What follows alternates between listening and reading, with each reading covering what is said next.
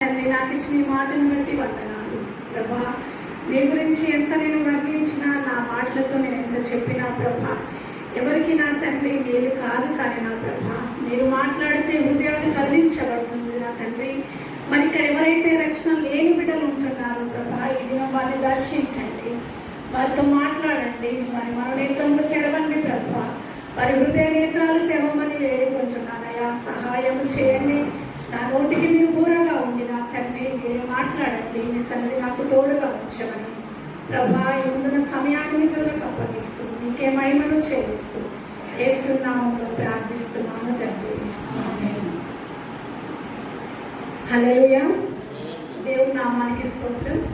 మరి నాకు ఇవ్వబడిన రెండవ మాట నేను పంచుకోవడానికి మీ ముందుకు రావడం జరిగింది. మరి మనకంటే ముందు దేవుడు మొదటి మాటగా మనతో క్షమాపణ గురించి మాట్లాడింది కదా.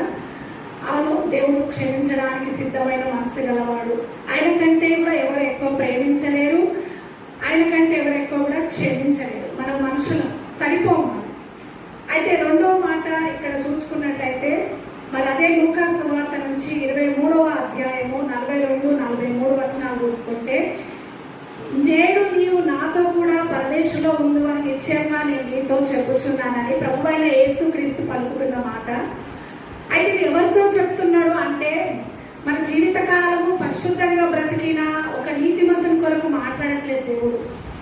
నీతిగా బ్రతుకుతూ పరిశుద్ధంగా బ్రతుకుతున్న ఒక వ్యక్తితో మాట్లాడలేదు. చాలా మంచి గమనించండి, ఎవరు కూడా నిర్లక్ష్యంగా కూర్చోవద్దు. దేవుడు ఇది మనకి ఇచ్చిన భాగ్యం, ఆయన శ్రమలను జ్ఞాపకం చేసుకుంటున్నాం. ఇక్కడ నిలబడుతుంది మనిషి కాదు, దేవుడు నిలబెట్టుకుంటేనే ఎవరైనా నిలబడతారు. మనిషి వైపు చూడొద్దు, దేవుని మాటలు విందాం మనము.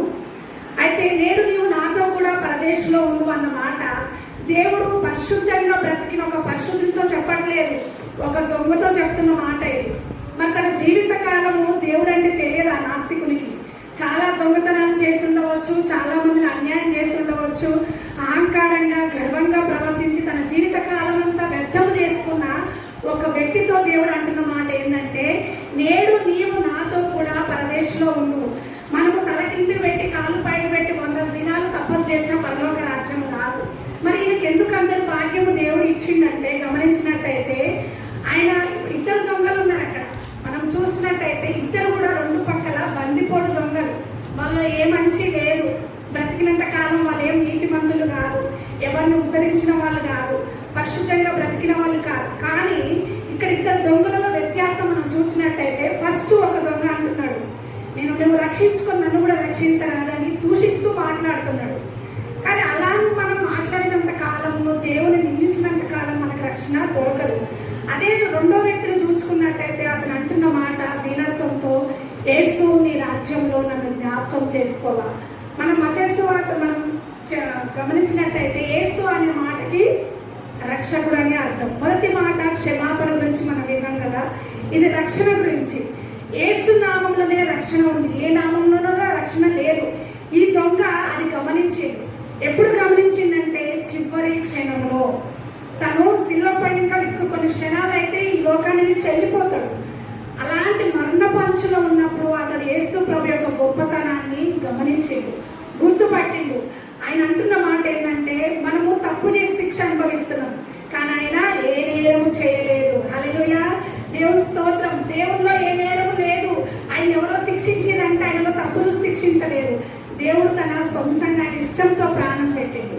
ఆయన ప్రాణం పెట్టగలడు, పెట్టిన ప్రాణాన్ని తిరిగి తెచ్చుకోగలడు. అంతర్శక్తిమంతుడు దేవుడు. ఆయన ఎవరు కూడా సిల్వ వేయలేదు. అయితే ఇక్కడ దేవుడు ఇష్టంగా తన ప్రాణమును పెడుతున్న సమయంలో ఆ యొక్క గొప్పతనాన్ని, ఆ యొక్క ప్రత్యేకతను ఈ యొక్క దొంగ గుర్తుపట్టింది. అందుకే అంటుడు, యేసులోనే నాకు రక్షణ ఉంది కాబట్టి నన్ను ఒక్కసారి నీ రాజ్యంలో జ్ఞాపకం చేసుకోవా యేసు అన్న ఆ మాటకి దేవుడు చెప్తున్న సమాధానం ఏంటంటే, నీవు నాతో కూడా ఎక్కడ పరదేశంలో ఉంటాడంటే. ఎంత గొప్ప భాగ్యం అంటే అది. అసలు తన జీవిత కాలంలో కూడా పెద్ద పెద్ద పాస్టర్స్ కూడా ఈరోజు నరకంలో ఉన్నారంట. కానీ ఆయనకు దొరికిన భాగ్యము చూస్తే నిజంగా చివరి క్షణాలలో పరదేశంలో ఉండే భాగ్యము దొరికింది. మరి ఎందుకు అంత గొప్ప భాగ్యము దేవుడు ఇచ్చిండు అంటే, ఏ ఒక్కరు కూడా నశించుట ఆయన చిత్తము కాదు. దేవుడు అందుకే ఎవరు ఏ క్షణంలోనైనా, చివరి క్షణంలోనైనా దేవుని దగ్గరికి మనం తిరిగి వచ్చినట్టయితే దేవుడు తప్పకుండా తన కౌగిలిని మనకి ఇచ్చే దేవుడై ఉన్నాడు. అందుకే దేవుడు అంటాడు ఒక మాట ఏంటంటే 2 కొరింథీ 6:2 ఇదిగో ఇప్పుడే మిక్కిలి అనుకూలమైన సమయం, ఇదిగో ఇదే రక్షణ దినము. నేడు ఉండగానే మనము రక్షణ పొందుకోవడానికి మంచి అవకాశం. పిల్లల మాటలు వింటే కొన్నిసార్లు అనిపిస్తుంది, మేము 10th అయిపోయినాక రిజల్ట్స్ వచ్చినాక మేము దేవుని తెలుసుకుంటాం, లేకపోతే నా పెళ్ళి అయినాక నేను దేవుని తెలుసుకుంటా, లేకపోతే నాకు సంతానం కలిగినాక నేను దేవుని తెలుసుకుంటా.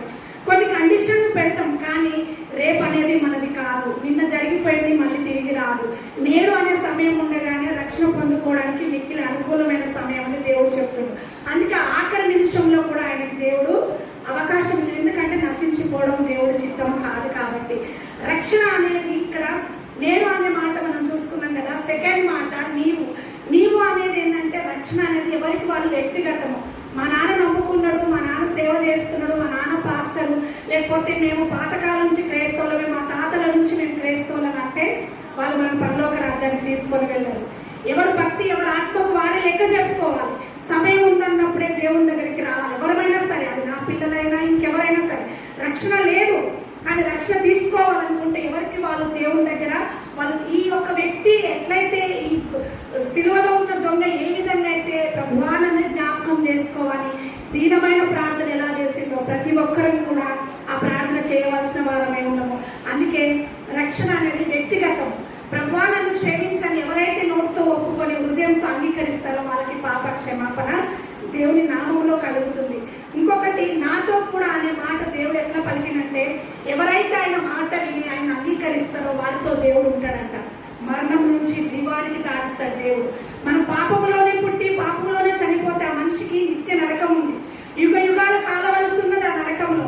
అక్కడి నుంచి ఎవరు కూడా తీయలేరు. ప్రాణం ఊపిరి అనేది ఆయన ఇచ్చిన ఊపిరి మనలో ఉన్నంత వరకే అవకాశం. ఆ దొంగకు దొరికింది అవకాశం. ఊపిరి ఉంది, ఇంకా ఊపిరి పోతే యేసు ప్రభువుడు ఏమీ చేయలేడంట. నరకంలో ఉన్న వాళ్ళు కూడా అబ్రహాం అని పేరు పెట్టుకున్న వాళ్ళు ఉన్నారు. చాలా మంది మంచి మంచి భక్తులు సేవలు చేసిన వాళ్ళు కూడా నరకంలో ఉన్నారు. కానీ యేసు ప్రభు సమయం దాటిపోయినాక ఆయన కూడా ఏమీ చేయలేదు. ఆయన బాధ ఉంటుంది, కానీ నరకంలో పడ్డాక అక్కడి నుంచి ఎవ్వరు కూడా తీయలేరు. భూమి మీద ఉన్నప్పుడే అవకాశం, ఈ రోజు ఉందన్నప్పుడే మనకు అవకాశం. కాబట్టి అది ఎవరైనా మనం గమనించుకోవాల్సిన విషయం. కొన్ని విషయాలు గమనించుకొని నేను ముగిస్తానండి. ఇంకోటి ఏంటంటే ఫస్ట్ది, కాబట్టి ఇప్పుడు క్రీస్తు యేసునందు ఉన్న వారికి ఏ శిక్ష విధి లేదు. ఎప్పుడైతే ఈ దొంగ దేవుని యొక్క క్షమాపణ వేడుకున్నాడో ఇప్పుడు ఆయనకి ఏ శిక్ష లేదు. ఆయన నరకానికి వెళ్ళాడు, ఇప్పుడు పరలోకానికి వారసుడిగా ఎంచబడ్డాడు, దేవుడి కుమారుడిగా ఎంచబడ్డాడు. దేవుడు ఆ గొప్ప భాగ్యాన్ని ఇచ్చింది. ఎప్పుడైతే మనం కూడా మన నోటితో ఒప్పుకొని మనం ఆయన ఆహ్వానిస్తామో, ఆయన నిజమైన దేవుడని మనం ఒప్పుకుంటామో అప్పుడు మనకి పాప క్షమాపణ ఉంది. ఏ శిక్ష కూడా లేదంట. రెండవది చూసుకున్నట్టయితే రోమా 3:23 ఏ భేదము లేదు, అందరూ పాపము చేసి దేవుడు అనుగ్రహించి మహిమను పొందలేకపోవచ్చున్నారు.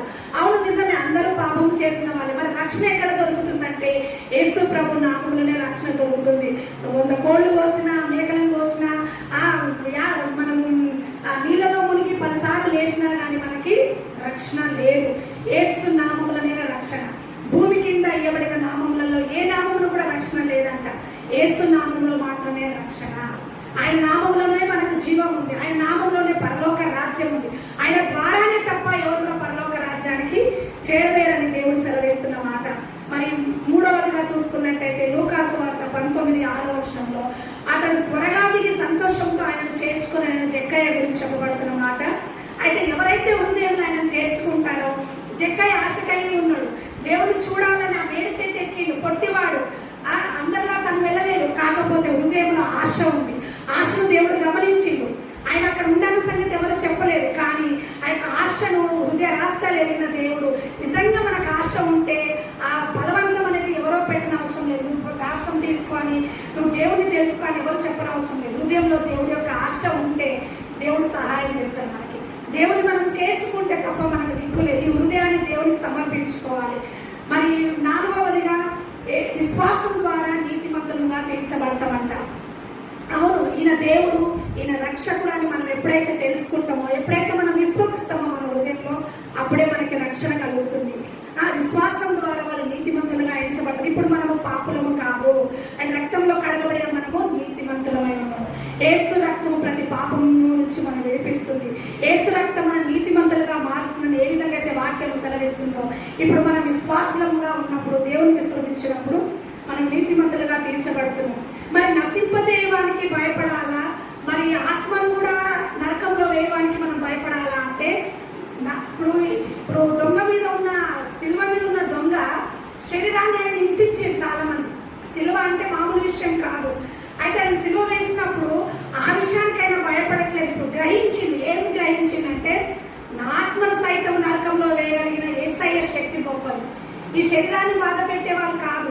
ఇప్పుడు నా ఆత్మను కూడా నేను చనిపోతే ఎక్కడికి వెళ్తాను? నరకానికి వెళ్తాను అని ఆయన గ్రహించుకున్నాడు. కాబట్టి ఇక్కడ ఒక మాట మత్తయి సువార్త 10:28 అయితే, మరియు ఆత్మను చంపనేరక దేహమును చంపువారికి భయపడు కానీ ఆత్మను దేహమును కూడా నరకంలో నశింపజేయగల వారికి మిక్కిలి భయపడండి. మన ఆత్మ దేవుడిచ్చిన ఊపిరి. ఆయన మనను మట్టి మనిషితో చేశాక మన నాసికరంగంలో జీవవాయువును ఊదిందంట. ఈ ఆత్మ ఎవరిదంటే దేవుణ్ణి. ఒకరోజు మన శరీరం మట్టిలో కలిసిపోయినప్పటికీ కూడా ఈ ఊపిరి తిరిగి దేవుని దగ్గరికి వెళ్ళవలసి ఉన్నది. ఎక్కడి నుంచి వచ్చిందో అక్కడికి వెళ్ళాలి. మరి 2 దారులు దేవుడు మన ఎదుట పెట్టిండు. ఒకటి పరలోకము, ఒకటి నరకము. మరి నీతిగా బ్రతికిన వానికి పరలోక రాజ్యం ఉంది, మరి ఇష్టానుసారంగా బ్రతికిన వానికి నరకం ఉందని దేవుడు చెప్తుంది. భూమి మీద ఉన్నప్పుడే మనకు అవకాశం. బాగా గమనించుకోవాలి. ఎవరైనా సరే, నేనైనా ఇంకెవరైనా, భూమి మీద ఉన్నప్పుడే అవకాశం. ఒక మాట, చిన్న మాట ఏంటంటే, ఇప్పుడు భూమి మీద ఎన్నో తప్పులు చేసిన ఆ దొంగ బ్రతికినంత కాలము తన జీవిత కాలం అంతా వ్యర్థం చేసుకుంటూ గ్రహించుకోలేదు. కానీ ఆఖరి నిమిషంలో గ్రహించుకుంటూ ఈ రోజు ఎక్కడ ఉందంటే పరలోక రాజ్యం నుండి. మరి దేవుని మనసు ఏంటంటే, భూమి మీద ఉన్నంత కాలం దేవుడు మనతో ఉండాలి, మనం కన్ను మూసినాక మనం దేవునితో ఉండాలి అని దేవుడు కోరుకునేది. అలా బ్రతకడం మన చేతనైతే పరలోక రాజ్యానికి మనం వెళ్ళగలుగుతాం. ఇంత బ్రతికి ఇంటెనకాల చచ్చినట్టుగా మన జీవితాలు ఉండకూడదు. క్రైస్తవ జీవితము ఆరిపోయిన జీవితం లాగా, చల్లారిపోయిన జీవితం లాగా ఉండదు. ఎప్పుడు కూడా మండే క్రైస్తవంగా ఉండాలి దేవుని కొరకే. అయితే ఈ యొక్క దొంగ సిలువలో ప్రార్థించిన ఒక ప్రార్థన ఏంటంటే, నన్ను జ్ఞాపకం చేసుకోవా. గర్వంగా నాకు అంతా తెలుసు, మా తల్లిదండ్రులే క్రైస్తవులను, ఇంకా ఏదో అని చెప్తూ నాకు అంతా తెలుసు, క్రైస్తవేమంతా నాకు తెలుసు అనుకుంటే పరలోక రాజ్యం లేదు. దేవుడి దయ కొరకు మనం వేడుకోవలసి ఉన్నది. ఆయన కోపం, కీర్తన 10:30 ఆయన కోపము నిమిషం మాత్రం ఉండును, ఆయన దయ ఆయుష్కాలం అంతా ఉండునంట. ఆయన నిమిషం మాత్రమే కోపపడే దేవుడు. మనం శిక్షించడానికి సంతోషపడే దేవుడు కాదు ఆయన. మన కష్టపడితే చూసే దేవుడు కాదు. మన కన్నీళ్ళను చూసి కరిగిపోయే దేవుడు. ఎప్పుడైతే మన హృదయాన్ని కుమ్మరించుకొని, ప్రభువా నేను పాపినని ఆయన దగ్గర మనము మోకరించి ప్రార్థించి మన హృదయాన్ని కుమ్మరించుకుంటామో, వెంటనే క్షమించే దేవుడై ఉన్నాడు ఆయన. లోబడని ఉన్నోళ్ళని ప్రజల వైపు దినమంతా చేతులు చాపుతానంటాడు కదా. ఎందుకు ఆయనకు అంత బాధ ఎందుకు? మనం లేకపోతే ఎవరు లేరా దేవునికి? మనం కాకపోతే ఎవరు లేరా అంటే, ఆయనకు మనమే ఆయన బిడ్డలం కాబట్టి మనం నశించిపోవడం ఆయనకి ఇష్టం లేదు. అందుకే దేవుడు అంత సులువ మరణాన్ని ఎందుకు పొందిందంటే, నరకంలో కాలిపోవద్దని. నువ్వు నేను చేసిన పాపాలు, మనం చేతులతో చేసిన పాపానికి ఆయన చేతులలో మేకులు కొట్టబడ్డాడు. మరి మన తలలో పడుకుంటే ఎన్నో భయంకరమైన ఆలోచన. మనిషి ఇక్కడే ఉంటాడు కానీ లోకమంతా తిరిగి రావచ్చు. అలాంటి భయంకరమైన ఆలోచన ఈ రోజులలో చూస్తే మనిషి ప్రాణానికి విలువ లేదు. మనిషి బ్రతుకు ఆయుష్ కాలము 70 సంవత్సరాలు, అధిక బలం ఉంటే 80 సంవత్సరాలు. కానీ ఈరోజు 80 సంవత్సరాలు ఎవరన్నా బ్రతుకుతున్నారా? వయసుకు నిమిత్తం లేదు, వయసుకు తేడా లేదు, చావుకు ఏది కూడా తేడా అనేది లేదు. ఎవరైనా చనిపోతున్నారు, కానీ చనిపోతే ఎక్కడికి వెళ్తాం మనం? ఒకసారి మనం గమనించుకోవాలి. మరి ఈ సిలువలో ఉన్న దొంగ ఏ విధంగా అయితే దేవుణ్ణి గోజాడుతున్నాడో, ఏ విధంగా అయితే ప్రభువా నన్ను జ్ఞాపకం చేసుకోవాలి, ఆయన తప్ప మనం వేరే దిక్కు లేదు. మరి ఎన్ని అడ్డదారులు అయినా పరలోక రాజ్యానికి వెళ్ళలేదు. మనము దాన ధర్మాలు చేయవచ్చు, ఇంకెన్నైనా చేయవచ్చు పేరు ప్రఖ్యాతల కొరకు. అది కాదు దేవుడు చూసేది. దేవుడు మన హృదయాన్ని చూస్తున్నాడు. దేవుని హృదయానుసారంగా దేవుని మనం కొలిచినట్టయితే, మన హృదయంలో దేవుని ఆహ్వానించినట్టయితే, ఏ క్షణమైన దేవుడు మన హృదయంలో రావడానికి సిద్ధంగా ఉన్నాడు. అందుకే మనము ఈ ఊపిరి మనలో ఉన్నంత వరకే మనకు అవకాశం. కాబట్టి ప్రభా, ఎవరైనా సరే ఇక్కడ రక్షణ లేని వాళ్ళు ఎవరున్నా ఒక్క క్షణం, ఎందుకంటే మరో క్షణం మనది కాదు. కాబట్టి ఈ సమయం ఉండగానే దేవుని సన్నిధిలో మనము, ప్రభా నన్ను క్షమించవా, నీ సన్నిధిలో నేను ఇంకా నా బలహీనతలు జయించే శక్తి నాకు ఇవ్వు, మరి నేను నీ మార్గంలో రావాలనుకుంటున్నా అని చెప్పి దేవుని సన్నిధిలో మనం ప్రార్థన చేయవలసిన వారమై ఉన్నాము. ఆయన దయను కోరుకుందాము. ఆయన ఆత్మను, శరీరాన్ని నరకంలో వేయగల శక్తిమంతుడాన్ని భయపడదాము, దేవునికి విశ్వసిస్తాము. దేవుడు మనం నీతిమంతులుగా మార్చనై ఉన్నాడు. మరి మన హృదయంలో ఆయన చేర్చుకుందాము. అప్పుడు మనం చీకటికి శిక్షా విధి లేదని దేవుడు చెప్తున్నాడు. ఆయన మాటలు వింటేనంట మరణం నుంచి జీవంలోకి వస్తున్నామంట. ఇప్పుడు మనం జీవం కలిగిన వారం కాబట్టి పాపపు క్రియలన్నీ కొట్టివేయబడతాయి, జీవంలోకి మనం నడిపించబడతాం. అలాంటి మార్గంలోకి మనం వెళ్ళడానికి దేవుడు సహాయం చేయను గాక. చిన్న ప్రార్థన చేస్తున్నాం.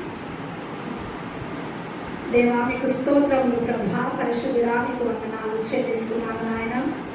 మీకు స్తుతి స్తోత్రములు చెల్లిస్తున్నాను. హల్లెలూయా. ప్రతి ఒక్కరి కళ్ళు మూసుకొని ప్రభా, మరి నేను మీకు దూరంగా ఉన్నట్టయితే నన్ను క్షమించు. నా పాపముల కొరకు మీరు సిలువను మోస్తున్న దేవుడు, నా చేతులతో చేసిన పాపానికి ప్రభా మీ చేతులలో మేకులు కొట్టబడింది. నా తల ద్వారా నేను చేసిన పాపానికి ముళ్ళ మకుటం పెట్టబడింది ప్రభా. నా హృదయ ఆలోచనలు బట్టి అయా మరి నా యొక్క గుండెలో బల్లెపు పోటు పొడవబడింది నాయన.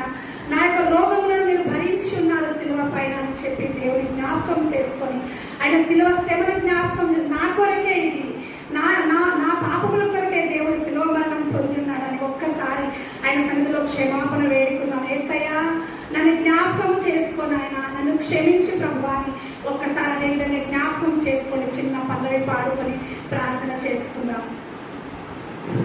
ఒక్కసారి కళ్ళు మూసుకొని అదేవిధంగా ప్రార్థన చేసుకుందాం.